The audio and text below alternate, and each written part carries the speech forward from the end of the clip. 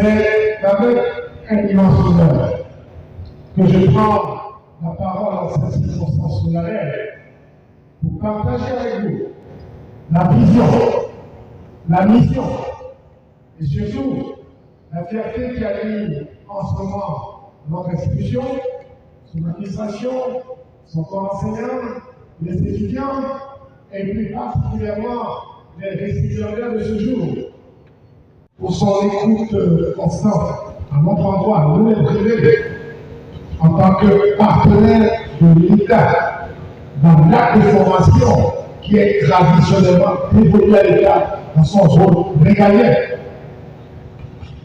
L'État a la charge de former des cadres de la nation, mais c'est une tâche difficile, ardue et colossale.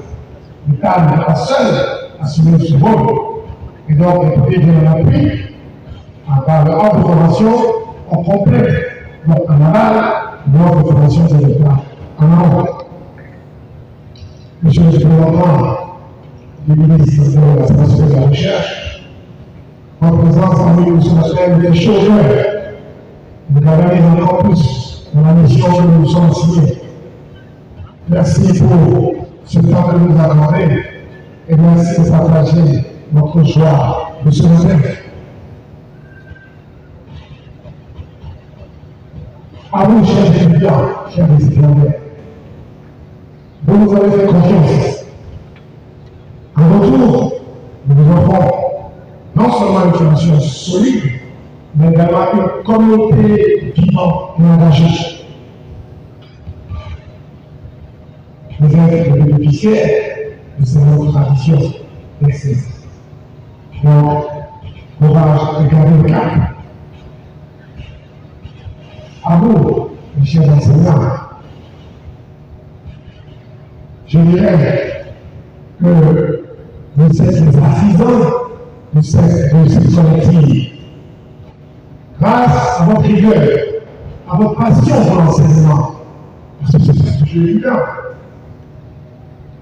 à votre dévouement, vous êtes le socle qui constitue, qui forme votre réputation. C'est vrai, on vous a présenté tout à l'heure, mais chers récipiendaires, et même tous les exercices de la salle, je vous présente une fois, s'il vous plaît. Eh bien, on va vous lever pour acclamer très fort ce corps enseignant.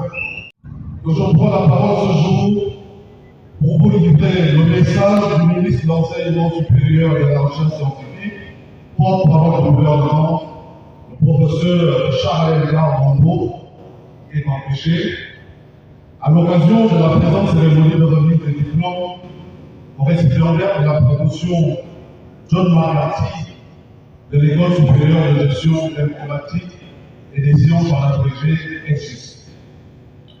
Qu'il me soit permis, à cet effet, de transmettre ces chaleureuses salutations aux promoteurs, à la direction, au corps enseignant, à l'ensemble des personnels ainsi qu'aux étudiants de cette prestigieuse institution.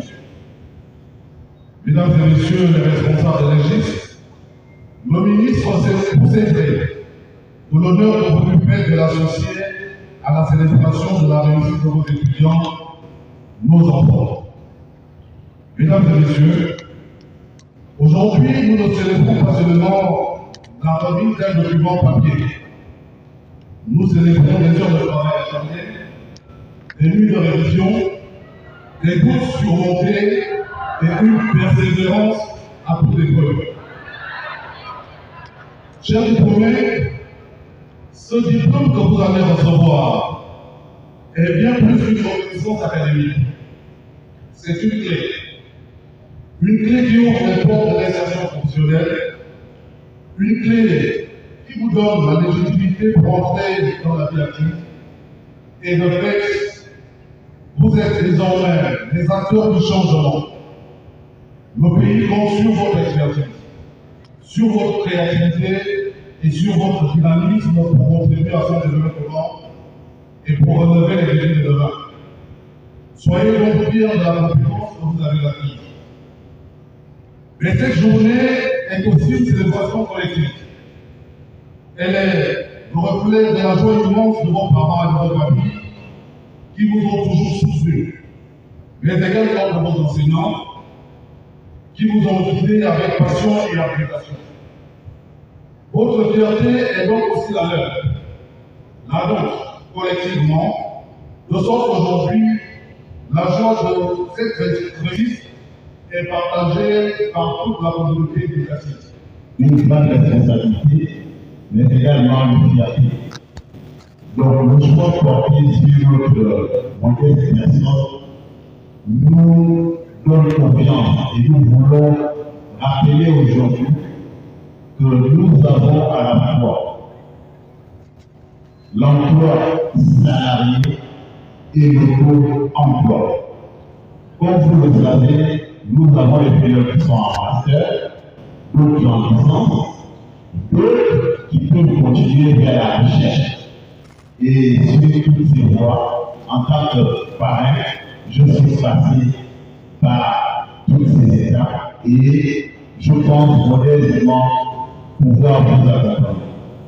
À l'endroit des justes, c'est de remercier également, parce qu'aujourd'hui, dans nos 400 collaborateurs, nous avons une vingtaine qui sont issus de votre école. Et aujourd'hui, c'est de dire, nous devons privilégier dans notre pays l'auto-emploi. C'est un choix excellent.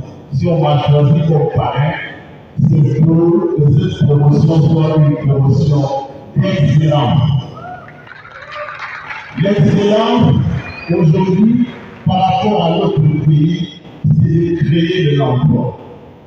Donc, je tiens à vous dire ce matin qu'avec votre parrain, au lieu de chercher seulement l'emploi salarié, nous avons aujourd'hui des mécanismes avec le plus haut autorité pour vous donner la possibilité de créer votre propre emploi, mais également de créer de l'emploi pour d'autres demandeurs d'emploi avec l'entrepreneuriat.